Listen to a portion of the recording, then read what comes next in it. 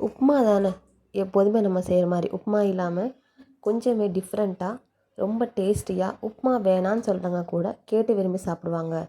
அந்த மாதிரி உப்புமாவை எப்படி செய்யலான்னு பார்க்கலாம்.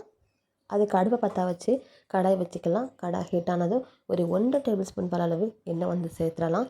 எண்ணெய் நல்லா காஞ்சதுக்கப்புறமா முந்திரி பருப்பு ஒரு 5-6 முந்திரி பருப்பு வந்து சேர்த்துக்கலாம்.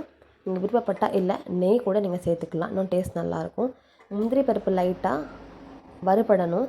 முந்திரி பருப்பு லைட்டாக வறுபட்டதுக்கப்புறமா இதில் 1 டீஸ்பூன் அளவு கடுகு சேர்த்துக்கலாம். இது கூடவே 1/2 டீஸ்பூன் அளவு ஜீரகமும் சேர்த்துக்கலாம். ரெண்டுமே நல்லா பொரிஞ்சு வந்ததுக்கப்புறமா குட்டி குட்டியாக கட் பண்ண வெங்காயத்தையும் இது கூட சேர்த்துக்கலாம். வெங்காயம் லைட்டாக வதங்கணும். ஒரு 2 நிமிஷம் போல் நல்லா வதக்கி எடுத்துக்கலாம். வெங்காயம் நல்லா வதங்கினதுக்கப்புறமா இது கூட காரம் ஏற்ற மாதிரி பச்சை மிளகாய் சேர்த்துக்கலாம். குட்டி பச்சை மிளகாயை குட்டி குட்டியாக நறுக்கி சேர்த்துருக்கேன். இது கூட ஒரு சின்ன சைஸ் தக்காளி பழத்தை குட்டியாக நறுக்கி இதில் சேர்த்துக்கலாம். தக்காளி பழம் லைட்டாக மசிஞ்சதுக்கப்புறமா குட்டி குட்டியாக கட் பண்ண கேரட்டை வந்து கொஞ்சமாக சேர்த்துருக்கேன்.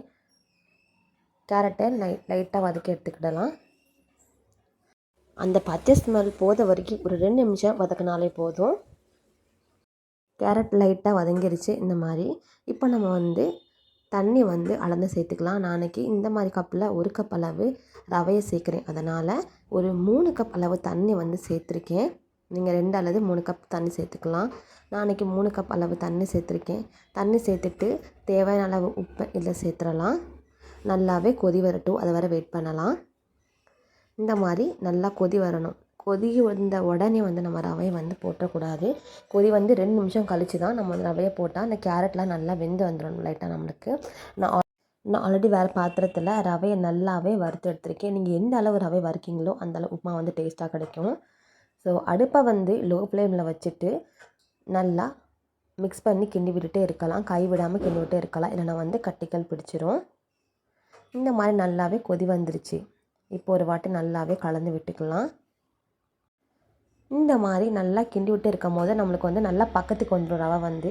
ஸோ ரொம்ப கட்டியாகக்கூடாது. அதாவது இந்த பதத்துக்கு கொஞ்சம் வந்து தண்ணி மாதிரி இந்த ஸ்டேஜிலே நம்ம வந்து ஸ்டவ் ஆஃப் பண்ணிடணும். அப்போ தான் நம்மளுக்கு வந்து டைம் ஆனாலும் நம்ம சாப்பிட்றப்போ ரவை வந்து நல்லா கொஞ்சம் சாஃப்டாக இருக்கும்.